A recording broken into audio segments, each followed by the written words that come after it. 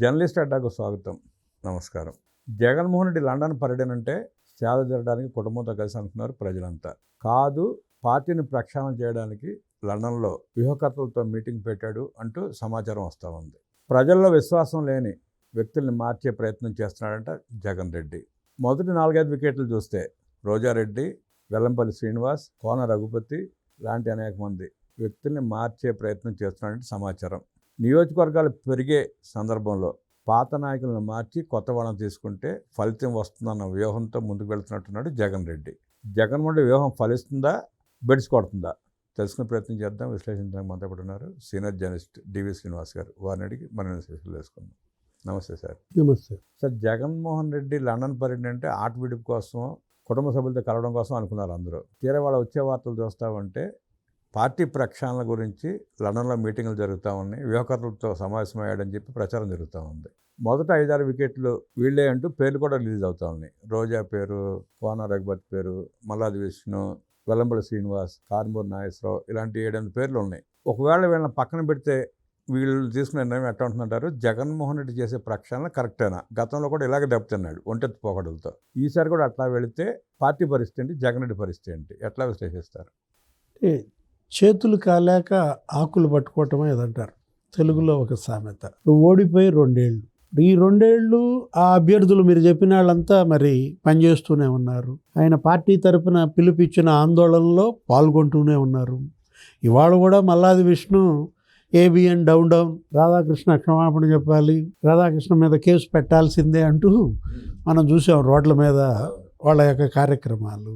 అంటే ఇప్పుడు జగన్మోహన్ రెడ్డి అతనే దెబ్బ తీసుకుంటాడా? అతన్ని దెబ్బతీసే అవకాశం కూడా ప్రత్యర్థులకు ఇవ్వడా? ఆయన ఇప్పుడు ఒకటి వీళ్ళు పార్టీకి గుదిబండలా? ఇప్పుడు మీరు చెప్పిన లిస్టు జగన్ రెడ్డి ఆలోచన అలాగే ఉందండి. ఇప్పుడు రోజా, కారుమూరి నాగేశ్వరరావు, కోన రఘుపతి, మల్లాది విష్ణు, ముత్యాల రాయుడు వీళ్ళందరూ కూడా ఇవాళ పార్టీకి గుదిబండలని మార్చాలనుకుంటున్నాడా? వీళ్ళు అనవసరం డబ్బులు ఖర్చు పెట్టేవాళ్ళు కొత్త మొక్కలు తీసుకొచ్చి పెట్టుకుంటే పార్టీకి తనకు కూడా వ్యక్తిగత లాభాన్ని ఉద్దేశంతో కొత్త వాళ్ళ కోసం వేటాడుతున్నాడంట. వీళ్ళు కాదు ఆ పార్టీకి గుదిబండలు, జగనే గుదిబండ. ఇప్పుడు వీళ్ళని జగన్మోహన్ రెడ్డి మోయటల్లా జగన్నే వీళ్ళు మోస్తున్నారు. ఇప్పుడు వైఎస్ఆర్ కాంగ్రెస్ పార్టీకి జగన్మోహన్ రెడ్డే ఒక గుదిబండగా మారిన పరిస్థితుల్లో నిజంగా ఇప్పుడు ఈ లండన్ పర్యటనలో అతను ఈ మాత్రం అన్నా ఇప్పుడు మీరు చెప్పినట్టుగా లేదు, కొన్ని ఆన్లైన్ పేపర్లు మీడియా రాస్తున్నట్టుగా పార్టీ మీద దృష్టి పెడితే ఇంకా అంతకన్నా అదృష్టం ఇంకోటి లేదు ఆ పార్టీకి. అతను పెట్టడనేగా, కనీసం ఓడిపోయి ఇన్ని రోజులైనా దానిపైన సమీక్ష, ఫలితాలను అధ్యయనం చేయటం, ఎందుకు ఓడిపోయాం, కారణాలు ఏంటి, వాటిని మార్చుకోవటం. ఈ పాలసీ ప్రజలు తిరస్కరించారు కాబట్టి దాన్ని వదిలేయాలి, వేరే పాలసీ తీసుకుందాం, సిద్ధాంతాలు, ఇవి భావజాలం. అంటే ఇప్పుడు గత ఎన్నికల్లో మీరే చెప్పారు ఇదే ఒంటెత్తు పోకడ, దాంతోనే దెబ్బతిన్నాడు. అంటే నేను కుక్కను నుంచోబెట్టినా గెలుస్తుందన్న గర్వం అనాలా, మూర్ఖత్వం అనాలా, అహంకారం అనాలా? అహంకారం, మూర్ఖత్వం కంటే కూడా వ్యాపార ధోరణి అనుకోవడం బెటర్ ఏమో. ఇప్పుడు సీట్ ఇస్తే 20 కోట్ల రూపాయలు డిపాజిట్ తీసుకుంటున్నాడు ఒక్కొక్క సీటుకి. ఇప్పుడు కూడా అదే కొత్త పందాలో సీట్లు పెరుగుతాయి కాబట్టి 20 కోట్ల రూపాయలకి టికెట్లు అమ్ముకుంటే తన సంపద పెరుగుతుంది కదా, అదే ఆలోచించుకుంటున్నాడు తప్ప పార్టీ భవిష్యత్తు గెలవాలన్న ఉద్దేశం ఆయనకి ఎక్కడ కనపడుతున్నట్లేదు. అంటే అతను అసలు నాయకుడే కాదు, అతను రాజకీయ నాయకుడు కాదు, మంచి వ్యాపారి, ముఠా నాయకుడు, వ్యాపారి. ఏది ఇవాళ ఏంటి మనం తీసుకున్నట్టయితే అదొక వ్యాపార సంస్థగా, అదొక లిమిటెడ్ కంపెనీగా వైఎస్ఆర్ కాంగ్రెస్ పార్టీ అనేది లాస్ట్ ఎలక్షన్కి ముందు ఏం చేశాడు? ఒక 70% మందికి అటు ఇటు మార్చి పారేశాడు, షఫ్లింగ్ చేశాడు. ఈ జిల్లా వాడిని తీసుకుపోయి ఇంకో జిల్లాల కంటే చేయమన్నాడు. ఇప్పుడు అతను ఎవరు? అనిల్ కుమార్ యాదవ్. అతనికి ఏమన్నా నరసరావుపేటతో సంబంధం ఉందా? ఎక్కడ నెల్లూరు, ఎక్కడ నరసరావుపేట? నెల్లూరు అని తీసుకొచ్చి నరసరావుపేటలో పెడితే ఇంకా నయ్యం, అసలు నాగార్జున యాదవ్ని పెడదాం అనుకున్నాడంట. అప్పుడు ఆ నరసరావుపేట పార్లమెంటు మొత్తం 7 ఎమ్మెల్యేలు పోయి కాళ్ళు పట్టుకున్నంత పని చేసి ఏమని వాళ్ళ అధికార ప్రతినిధి ఎవరు? నాగార్జున యాదవ్. అతనికి టికెట్ ఇస్తున్నా నరసరావుపేట ఇల్లుకు పని చేసుకోమనగానే నీకు దండం పెడతాం, ఎవడినైనా పంపు కానీ ఇతను మాత్రం వద్దు, మా జీవితాలతో ఆడుకోవద్దని మొత్తం ఆ ఎమ్మెల్యేలంతా మొరబెట్టు. సరే అనిల్ కుమార్ యాదవ్ని పంపాడు. అక్కడ అతనికి వెళ్ళి అసలు అక్కడ మీసం తిప్పటం, తోడగొట్టడం, బుల్లెట్ దిగిందా, అప్పుడు అసెంబ్లీలో బుల్లెట్ దిగిందా లేదా అన్నాడు. ఇప్పుడు వాళ్ళకి బాగా దిగింది. అంటే ఇప్పుడు అదే కాదు, మేరుగా నాగార్జున ఏ జిల్లా? ప్రకాశం జిల్లా తీసుకెళ్ళి ఇచ్చాడు, గుంటూరు జిల్లా అతను. ఇప్పుడు వేమూరాన్ని తీసుకుపోయి అక్కడ కంటే చేయమని, అక్కడాన్ని తీసుకొచ్చి ఇక్కడ కంటే చేయమని. అశోక్ బాబుకి వేమూరు ఏమైనా తెలుసా? అశోక్ బాబుని తీసుకొచ్చి వేమూరులో పెట్టడము అసలు ఎంత అతను చేసినటువంటి ఆ ప్రయత్నం అంటే యూజ్ అండ్ త్రోనా. అంటే అతనికి నియోజకవర్గానికి కొత్త ముఖం కాదు, నన్ను చూసి గెలిపిస్తారు అనుకున్నాడు. జగన్ రెడ్డి చూసి డిపాజిట్ కూడా ఇవ్వాలి ప్రజలు. ఇప్పుడు అప్పుడు కన్నా ఇంకా ఇప్పుడు మరింత అన్పాపులర్ అయ్యావు కదా. అప్పుడు ఇంకా నయ్యం ఏది, జగన్మోహన్ రెడ్డికి కొంతమంది కన్నా అతను మళ్ళా వస్తాడు 30 ఏళ్ళు అని చెప్పి అందరిని భ్రమల్లోకి పంపాడు కదా. ఇప్పుడు అది లేదు అసలు. ఇప్పుడు ఏంటి, ఇప్పుడు జగన్ ఒక జీరో, తల్లి మీద కేసు వేసాడు, చెల్లి ఆస్తులు లాక్కున్నాడు, బాబాయ్ హత్య కేసు. అంటే అతను ఒక డ్రామా ఆర్టిస్టు, అతనంతా జగన్ నాటకమే. ఇప్పుడు ఆ కోడికత్తి అనేది ఒక నాటకం, లేకపోతే గులకరాయి అనేది ఒక నాటకం. అంటే తను నేరం చేస్తాడు, చంద్రబాబు మీదకి తోస్తాడు. కోడికత్తిలో దర్యాప్తు సరిగ్గా జరగదని చెప్పి మళ్ళీ వాళ్ళు పిటిషన్ వేసుకుంటున్నారు కోర్టులో. లోతైన దర్యాప్తు జరపాలంట. అంటే ఎంత లోతైన దర్యాప్తు జరపాలి? నీకు కత్తి దిగబడినంత లోతా? 1 mm దిగబడింది కత్తి. అదే వాళ్ళు అంటుంది. ఎన్ఐఏళ్ళు అదొక పెద్ద జోక్ అయిపోయింది, కోర్టుల్లో ఒక జోకర్గా మారాడు. కోడికత్తి కేసు లోతైన దర్యాప్తు జరపాలి అని అంటే వాళ్ళు అంటోంది అదే. ఇక ప్రశాంత్ కిషోర్ని పిలవాలి దాన్ని దర్యాప్తు చేయడానికి. ఆయన అయితే కానీ ఇప్పుడు నిన్ను తీసుకుపోయి హాస్పిటల్లో పెట్టి ఆ బ్లూ యాప్రాన్ వేసి. అంటే ఇప్పుడు ఒకటి, జగన్ అనే వ్యక్తి ఇవాళ పార్టీకి గుదిబండగా మారాడంటోంది అదే. మార్చాల్సి వస్తే ముందు నిన్ను మార్చాలి, వీళ్ళని కాదు. అంటే నీ కోసం ఇప్పుడు వీళ్ళందరినీ బలి పెడుతున్నావా? మార్చాలనుకున్నప్పుడు ఈ 2 ఏళ్ళు ఎందుకు వాడుకున్నావు? నేను అంటోంది అదే. ఇప్పుడు నిన్ను నమ్మి మల్లాది విష్ణు ఇవాళ కూడా రోడ్డు ఎక్కాడు, బలి అయిపోయినట్టేగా. అంటే యూజ్ అండ్ త్రో, ఏది వాడుకోవటం విసిరేయటం అనేది జగన్మోహన్ రెడ్డి నైజ గుణం అని ఇవాళ తల్లికి అర్థమైంది, చెల్లికి అర్థమైంది, సునీతకి ఎప్పుడో అర్థమైంది, ప్రజలకు బాగా అర్థమైంది సార్. పార్టీ వాళ్ళకి అర్థం కాల. వాళ్ళకి అర్థం కాదు. ఏది ఇప్పుడు జగన్ని నమ్ముకుని ఇంకా ఆ పార్టీలో పనిచేస్తున్నటువంటి నాయకులు లేకపోతే ఆ కార్యకర్తలు ఈ రప్ప బ్యాచ్కే ఇంకా అర్థం కాల. సోషల్ మీడియాలో ఆ కార్యకర్తలో జరుగుతున్న చర్చ ఏంటంటే సార్, డీలిమిటేషన్కి మద్దతు కారణం 263, 260 సీట్లు అవుతాయి ఎమ్మెల్యే సీట్లు. మావాడు సుమారుగా 200 సీట్లు అమ్ముకుంటాడు, సీటుకి 20 కోట్లు వేస్తే 4000 కోట్లు వస్తుంది, గెలిస్తే గెలవకపోతే ఏంటి అన్న ప్రచారం కూడా జరుగుతుంది వాళ్ళ మధ్యలోనే. అంటే ఎవరు కొనేది? ఇప్పుడు అంతకుముందు అంటే వేరు, మీరు చెప్పింది కరెక్టే. 2014 ఎన్నికల్లో 2019 ఎన్నికల్లో ఏంటి, అతనికి ఒక్క ఛాన్స్ అన్నాడు, రాజశేఖర రెడ్డి కొడుకు. ఇప్పుడు ఈ సీట్ అమ్మినా కొనేవాడేవాడు అంటున్నా. బకరాలు దొరుకుతున్నారు ఉంటారు ఎవరో. ఇప్పుడు గెలిస్తే నీకు డబ్బు ఇస్తారు కానీ గోడకు సున్నం కొడితే వెనక్కి తిరిగి వచ్చుద్దా? జగన్మోహన్ రెడ్డి వాళ్ళ టికెట్ అనేది ఆ పార్టీ టికెట్. ఇప్పుడు వీళ్ళంతా ఇప్పుడు మొత్తం సురక్షిత గమ్యస్థానం చూసుకుంటున్నారు. వీళ్ళు ఒక రకంగా వాళ్ళు సస్పెండ్ చేసిన పక్కన పెట్టి అదృష్టవంతులు ఎవరు అందరూ ఇప్పుడు జనసేనలో చేరిపోదామని లేకపోతే బీజేపీలో చేరిపోదామని, తెలుగుదేశంలో చేరడానికి మనస్కరించిన వాళ్ళు. తెలుగుదేశంలో చోటేటూ లేదు, అది హౌస్ఫుల్. ఇప్పుడు ఏంటి, ఇప్పుడు ఆల్రెడీ ఇప్పుడు పెరిగిన సీట్లు కూడా అక్కడ అందరు కచ్చిఫ్లేసు కూర్చున్నారు, సరిపోతాయి. అంటే జనసేన ఇప్పుడు ఆల్రెడీ బాలినేని శ్రీనివాసరెడ్డి చేరాడు, లేకపోతే సామినేని ఉదయ్ భాను చేరాడు. బ్రహ్మాండంగా వాళ్ళందరినీ మరి కొత్తగా చేరిన వాళ్ళందరినీ పవన్ కళ్యాణ్ కూడా చాలా ప్రయారిటీ ఇచ్చి చూసుకుంటున్నాడు. కుటుంబం కూడా పవన్ కళ్యాణ్తో మాట్లాడి చేరడానికి సిద్ధం అవుతుందని చెప్పి వార్తలు కూడా వస్తున్నాయి. ఇప్పుడు ఈ జాబితాలో అతను కూడా ఉన్నాడు, ద్వారకానాథ్ రెడ్డి.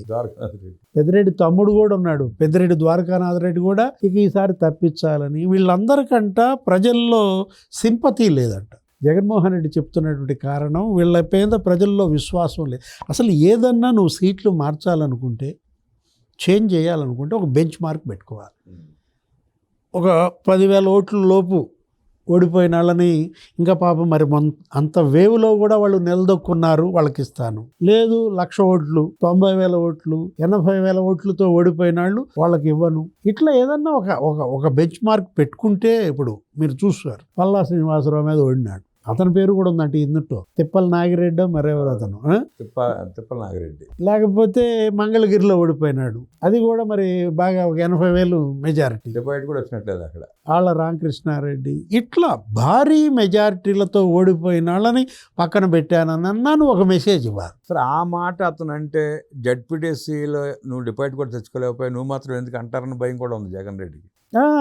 పులివెందులా ఒంటిమిట్ట డిపాజిట్ కూడా తెచ్చుకోలేకపోయి పులివెందు. అదే నేను అంటోంది, వీళ్ళు గుదిబండలు కాదు ఆ పార్టీకి. జగన్మోహన్ రెడ్డే ఇవాళ ఒక పెద్ద గుదిబండ వైఎస్ఆర్ కాంగ్రెస్ పార్టీకి అయితే నిన్నాళ్ళు మోస్తున్నారు, వాళ్ళని నువ్వు మోయటం లేదు. అంటే ఒకటి ధీమా, వీళ్ళ దగ్గర డబ్బు లేదు, నా దగ్గర డబ్బు ఉంది, నా దగ్గర పుష్కలంగా డబ్బు ఉంది, నా డబ్బు వెదజల్లుతా. ఏమని చెబుతున్నాడు? 2 ఏళ్ళు అయిపోయింది, కళ్ళు మూసుకుంటే ఇంకో ఏడాదిన్నరలో నేను పాదయాత్ర చేస్తా, ఈ ఏడాదిన్నర కూడా కన్ను మూసుకోండి, సంవత్సరం పాటు పాదయాత్రలోనే ఉంటా, ఇక ఎలక్షన్ వచ్చేస్తుంది.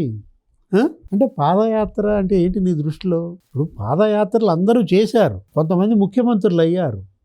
ఎందుకు అది?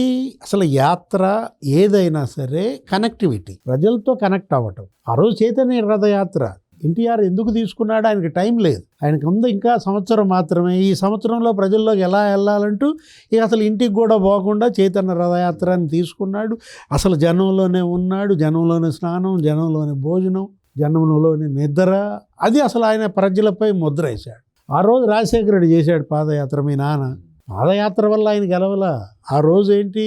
ఆ రోజు చంద్రబాబు ప్రభుత్వం పైన ప్రజల్లో వ్యతిరేకత తెప్పించారు. బషీర్బాగ్ కాల్పులు అన్నారు, కరెంటు ఛార్జీలు పెంచాడన్నారు. ఆయన రాష్ట్రం కోసం, అభివృద్ధి కోసం చేసినవన్నీ ప్రజల్లోకి నెగటివ్గా తీసుకెళ్లారు.